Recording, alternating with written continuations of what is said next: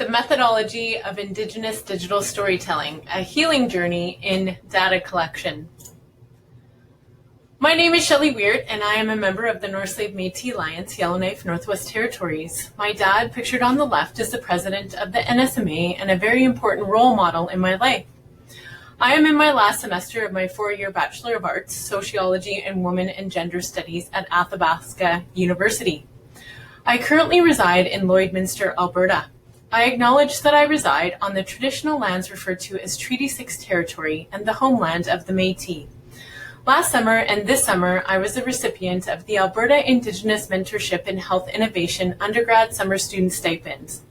Last summer, I was also awarded the Hody Seda Researcher Capacity Development Grant for our Indigenous Women's Digital Health Stories research. I received ethics approval for this original research from the Athabasca University Research Ethics Board, and I was granted a Northwest Territories scientific research license from the Aurora Research Institute. Please view our digital health stories on my website, womenwarriors.club. Thank you to my digital storytelling co-creators, Maxine, Beatrice, Cheryl, Dorothy, and Tanya, for gifting us your stories and agreeing to be interviewed so that I can share more details about the process of Indigenous digital storytelling. Indigenous women's health stories are complex due to their intersecting identities of race and gender, their experiences of colonialism, and social determinants of health. All of these factors can make it challenging for them to access culturally appropriate healthcare. Healthcare providers often fail to create an environment of cultural safety, defined as an outcome where Indigenous peoples feel respected and safe from racism and discrimination when they interact with the healthcare system. Moreover, healthcare providers may not understand the holistic health needs necessary to support Indigenous peoples, and the systemic racism within the healthcare system continues to contribute to health inequity and reinforces disparities. From May to June 2019, I co-created 2 digital health stories with Indigenous women from Lloydminster and Onion Lake Cree Nation on the border of Alberta and Saskatchewan. I relocated to Yellowknife for the months of July and August and co-created 3 digital stories with Indigenous women there. I conceived of this project as community-based participatory action research carried out through the lens of Indigenous feminism. Indigenous feminism is the theoretical lens that I work through as an Indigenous female researcher. This lens centers the participants' voices as the person most knowledgeable about her own experience. As such, I did not form hypothetical questions about their lived experiences, as I did not position myself as the expert. Indigenous feminism interrogates power structures and practice between and among Indigenous peoples and dominant institutes. It leads to Praxis, theoretically informed, politically self-conscious activism. Indigenous feminism seeks to provide an analysis of Indigenous women's particular experiences of oppression. And if you had time to watch the 5 digital stories, you will be privy to the co-creators' own self-location within colonial systems and their own forms of praxis. They shared the intergenerational impacts of colonization and residential schools and how they navigated colonial systems in order to protect themselves or their children. They also provide calls to action for medical professionals on how to provide more culturally safe care for Indigenous peoples. Reconciliation in healthcare aims to close the gaps in health outcomes that exist between Indigenous and non-Indigenous communities and support Indigenous peoples as they heal from colonization, the legacy of residential school, and the ongoing systemic racism embedded in our institutions. Indigenous women's knowledge is integral to sustaining traditional knowledge systems and healing practices, and to decolonizing knowledge production. My model for Indigenous research is Smith's The Indigenous Research Agenda. Smith stated the 4 directions, decolonization, healing, transformation, and mobilization, represent processes. The agenda is focused strategically on the goal of self-determination of Indigenous peoples. The following 4 slides, I will share quotes from the digital storytelling co-creator interviews to highlight their experiences with the 4 directions during this research process. Healing.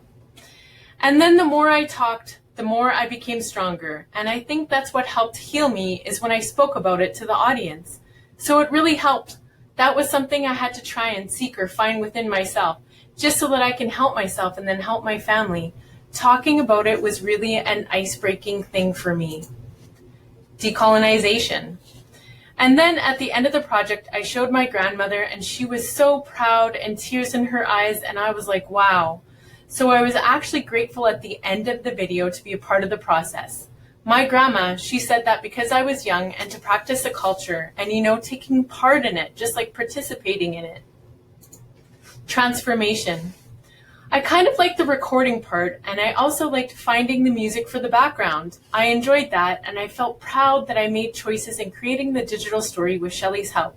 So I felt like I can do anything. Mobilization. I guess the most powerful moment was after we shared our stories and people came up and really thanked us for what we did. Then also just being able to have interviews and be able to give a little bit of the background of it. Like it wasn't just put out there, and actually being able to give a background on why we did the stories.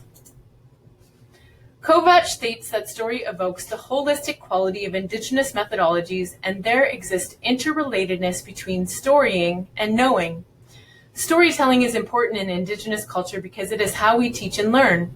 Reagan stated, storytellers share their own life experiences with humility as a way of provoking critical reflection in others while continuing to learn themselves. Decolonizing stories told in this manner are an interactive exchange between teller and listener in which we both learn and teach. Indigenous digital storytelling within the framework of Indigenous research methodology allows Indigenous women to share their health stories in a safe and respectful context. This decolonizing methodologies allows for self-representation that challenges stereotypes and allows Indigenous communities to prioritize their own social and community needs and to protect their identities and cultural values in the process. It is essential to the decolonization process that Indigenous people speak with our own voices about our histories, cultures, and experiences. My ethics were guided by the 4 R's of Indigenous research: respect, relevance, reciprocity, and responsibility. I practice relational accountability and mindful reciprocity with my co-creators by putting our relationship above all else in this research process. A co-creator stated that her motivation to participate in this research was, it was kind of like a healing journey for myself, and I thought, tell my story just so that everybody will know what goes on in our lives, what us First Nation women have to go through. Prior to the Legacy Knowledge Translation event, we collectively discussed what type of questions the panel felt comfortable answering and decided not to open the floor for questions and answers. This community event was about creating a space where Indigenous women felt empowered to advocate for themselves and safe enough to be vulnerable as they shared their health stories. A digital storytelling participant stated, I was kind of like stage fright at first, but then I had to overcome that because I needed to tell them my story. I had the courage to tell my story in a way that I felt comfortable in saying it. I kind of knew what to say in my own words. It's the authentic story. The co-creator stated that the digital storytelling facilitator should display the following qualities: have a pre-existing relationship with the co-creators, an Indigenous perspective, create a welcoming environment, have empathetic listening skills, create a safe space to be vulnerable and tell stories, provide reflection and clarity on the process of digital storytelling. The co-creator stated that the digital storytelling process was a powerful tool because it included the following: emotional connection with the content and the audience. It was in their authentic voice, bringing back the values of traditional knowledge and applying them in a contemporary way, bridging the communication gap between Indigenous people and healthcare providers, empowerment and healing. It was important that the digital storytelling co-creators and I shared time on their land together because it created a mutual understanding of their epistemology. A co-creator stated, when you're in the environment, then you can feel comfortable, and then it's kind of like if you're in an office setting and you're trying to explain the area, but then they don't really get the understanding. When Shelley came over, she understood the stories I told her. And nothing would have come up if she hadn't come over and I didn't give her a tour. We had a connection with the land and the area, and then we felt comfortable. Through this process, I learned that Indigenous women are still healing from the legacy of residential schools, and we need more safe spaces to talk about it. The digital storytelling process became the healing tool for the co-creators. When asked about her digital storytelling process, a co-creator stated, "Yeah, I was surprised at how much more I liked myself afterwards. Growing up in foster care with a bunch of racist white people who put me down a lot, I didn't have very good coping mechanisms and self-acceptance. So this project validated my experience and also opened a door to more self-healing." 3 recommendations for healthcare providers as provided by the digital storytelling co-creators. Number 1, respect Indigenous traditional beliefs and knowledge. A co-creator stated, "There's a lot of disbelief and even a bit of mockery behind the importance of traditional knowledge." 2, view health as holistic. A co-creator stated, "Going in with an open mind and non-judgmental attitude will help them look at the whole picture of a human instead of looking at human physiology as very compartmentalized and separate." 3, build respectful relationships. A co-creator stated, "I think to be more understanding of First Nations and to show more respect and, to explain what they're going to be doing." Building respectful relationships with Indigenous peoples requires medical professionals to receive education on cultural competency and provide culturally safe care. The objectives of cultural competency is to determine where one may exhibit bias when relating to other peoples from different cultures. The digital storytelling co-creators requested cultural competency training that includes an overall better understanding of Indigenous people, such as cultural differences exhibited in mannerisms and body language. Also, for medical professionals to have a non-judgmental attitude and to quit stereotyping Indigenous peoples. Thank you so much for coming to my presentation. Here's my contact information.